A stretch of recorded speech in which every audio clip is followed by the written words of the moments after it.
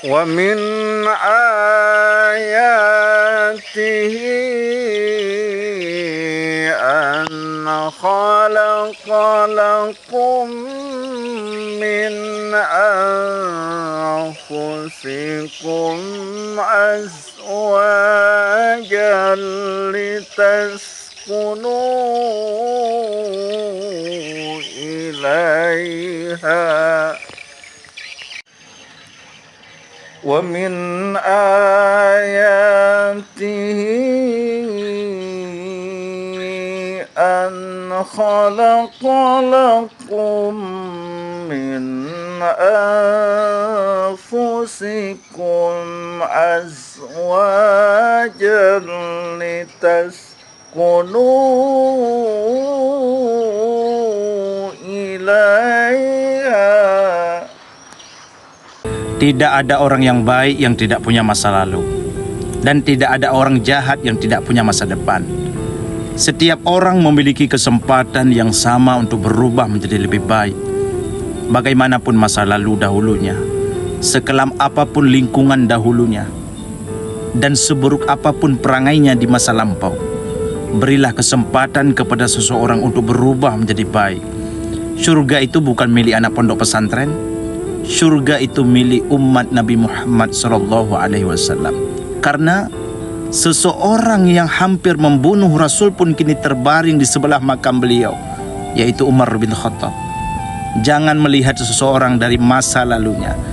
Seseorang yang pernah berperang melawan agama Allah, akhirnya menjadi pedangnya Allah, yaitu Khalid bin Walid. Dan juga jangan memandang seseorang dari status dan hartanya, karena sepatu Fir'aun pun saat ini berada di neraka, sedangkan sandal jepit Bilal bin Rabah terdengar berjalan di surga. Intinya begini, jangan memandang remeh seseorang karena masa lalu dan lingkungannya. Karena bunga teratai tetap mekar dan cantik mesti tinggal di air yang kotor. Ingat, Allah mengatakan dalam hadis kudusi, Ya ibna Adam, wahai anak Adam, lau balagat dunubuka anan nas sama, seandainya engkau datang kepadaku dengan membawa dosa setinggi langit dan sebanyak air yang ada di laut, dan juga sebanyak pasir yang ada di laut, summa astaghfartani, kemudian engkau meminta ampun kepadaku, kata Allah, ghafartu lak, maka aku akan ampuni kalian, wala ubali, dan aku tidak peduli dosa yang pernah kalian lakukan. Artinya begitu Allah bersifat dengan maha pengampun. Ampunan Allah tidak pernah terbatas. Jadi jangan menghakimi orang lain menjadi ahli neraka. Barakallahu fikum. Ada 6 ciri perempuan yang tidak dilayak dijadikan istri atau dinikahi. Pertama adalah annanah, perempuan yang banyak mengeluh, berkeluh kesah, tidak pernah bersyukur, dan selalu tidak pernah cukup dengan apa yang dia miliki. Yang kedua itu adalah mannanah, perempuan yang seringkali mengungkit kesalahan suami, mengungkit hal-hal yang tidak dia rasa itu menyenangkan dirinya, jadi seringkali mengungkit. Dan yang ketiga adalah hannanah, perempuan yang sering membayangkan pasangan orang lain atau tidak setia lah secara hati, pandangan, itu seringkali membandingkan suaminya dengan laki-laki lain. Yang keempat adalah cirinya perempuan itu disebut dengan haddaqah. Haddaqah ini adalah perempuan yang seringkali menuntut berlebihan kepada suaminya, karena dia tidak pernah bersyukur dan selalu ingin hal-hal baru yang menurut dia itu harus dicapai, sehingga walaupun dia tahu suaminya itu tidak mampu untuk membelikannya atau memenuhinya, tapi selalu menuntut dengan tuntutan yang memberatkan pasangannya. Kemudian yang kelima adalah barokah. Barokah ini adalah perempuan yang sering bersolek, bertabaruj, mencari perhatian orang lain apalagi di luar rumah selain suaminya. Dan yang keenam itu adalah syaddaqah. Syaddaqah ini adalah perempuan yang cerewet, yang tidak bisa menjaga ucapannya, yang ucapannya itu selalu keluar kata-kata buruk dan menjadi doa buruk buat pasangan ataupun anak-anaknya. Maka ini adalah 6 ciri perempuan yang harus dihindari. Mudah-mudahan kita sebagai perempuan juga bisa menghindari 6 hal tersebut, karena Syekh Maimun Zubair mengatakan kalau kita pengen punya anak yang solih-solihah, salah satu tiang atau paku induknya itu berpusat di seorang ibu. Jadi kalau pengen punya anak soleh, carilah ibu yang soliha dan carilah perempuan yang tidak begitu cinta terhadap dunia. Karena kalau kita menikah dengan perempuan yang sangat cinta terhadap dunia, maka anak-anak kita juga akan cinta kepada dunia dan lupa kepada akhirat. Syarat pertama bahagia itu ternyata bukan materi dunia, bukan uang, bukan kedudukan, bukan kemewahan. Quran surah kedua Al-Baqarah di akhir ayat 189, wattaqullaha la'allakum tuflihun. Tingkatkan takwamu kepada Allah supaya engkau cepat bahagia. Bilal itu uangnya lebih sedikit dibandingkan dengan Sayyidina Utsman bin Affan, tapi bahagia.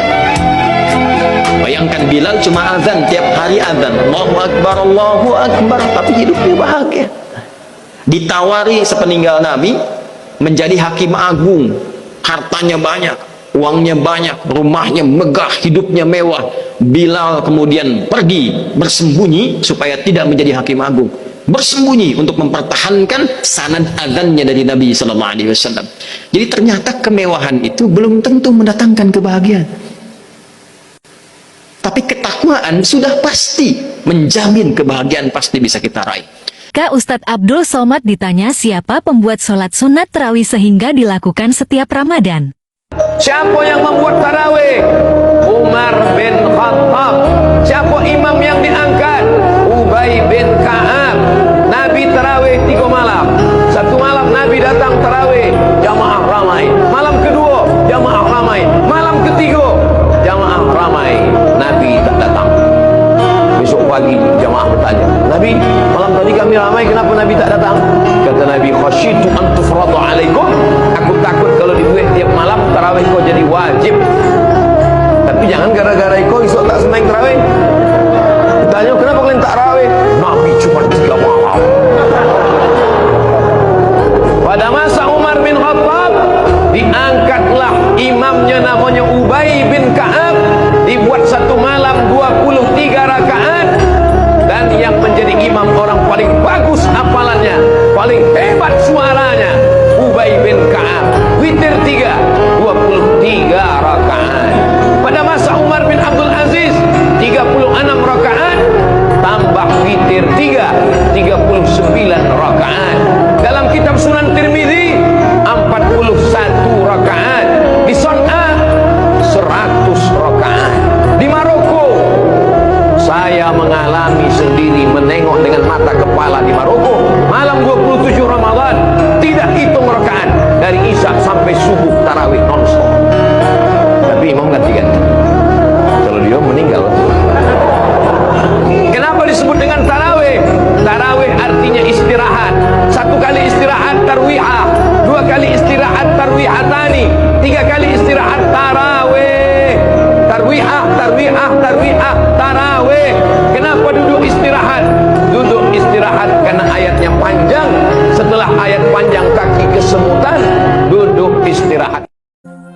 Sehebat apapun, sepintar apapun manusia, kalau nggak kenal Allah, itu belum ada apa-apanya.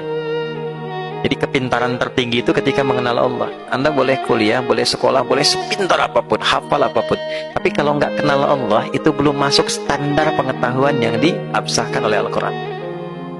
Itu yang dimaksud Quran surah Ali Imran ayat 190 sampai ayat 200. Makanya orang itu saat bangun dari tidur, di antara ayat yang sunnah dibacakan itu sebagai pesan kehidupan itu Ali Imran 190 sampai ayat 200. Ya inna fi khalqis samawati wal ardi wa ikhtilafil laili wan nahari laayatil liulil albab. Ulul albab itu akal sehat, orang yang punya akal sehat. Siapa yang sehat akalnya itu?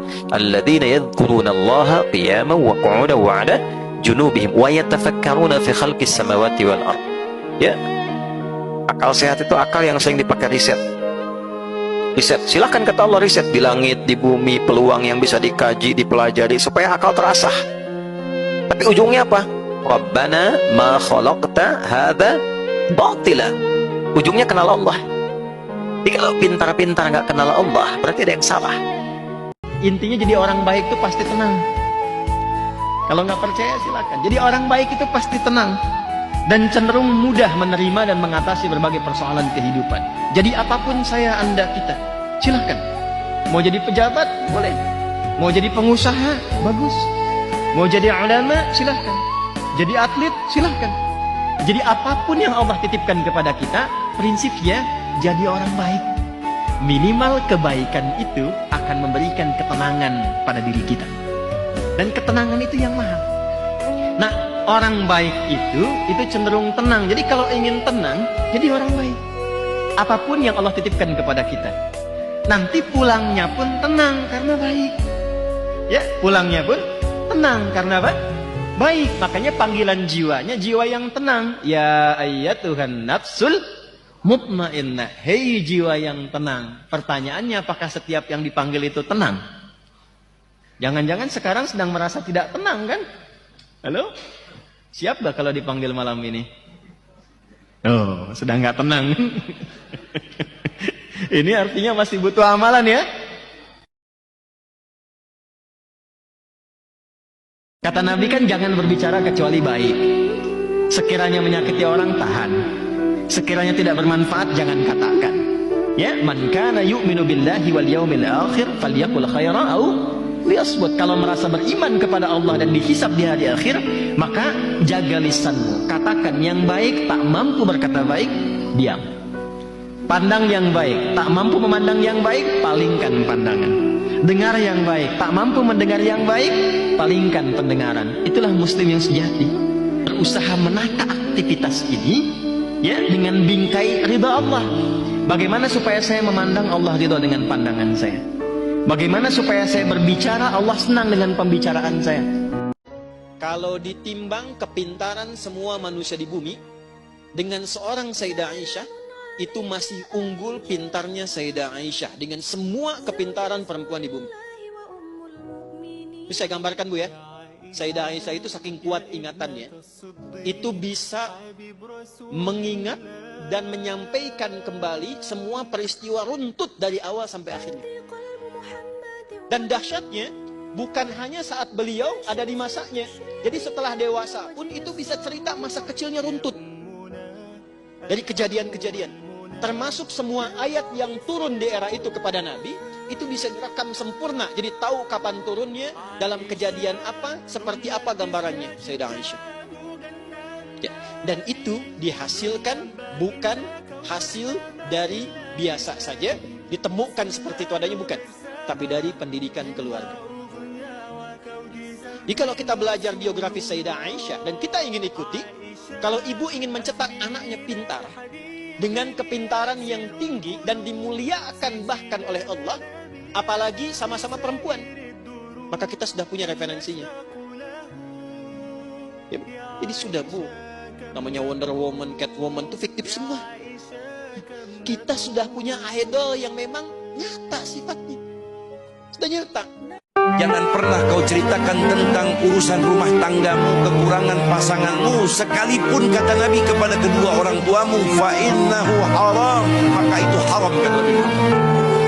Ketika kau bahagia boleh ceritakan kepada rumah tangga keluarga orang tuamu, tapi ketika kau memiliki rumah tangga dan kemudian mendapatkan kekurangan dalam rumah tanggamu, jangan pernah kau ceritakan kepada kedua orang tuamu sekalipun. Orang tua saja haram, apalagi orang lain, apalagi tetanggamu, apalagi sahabatmu. Kau ceritakan kekurangan istrimu, kau ceritakan tentang kekurangan suamimu. Nabi berpesan haram, dan itu apabila terjadi awal daripada kerusakan dan kehancuran rumah tangga, kata Rasulullah.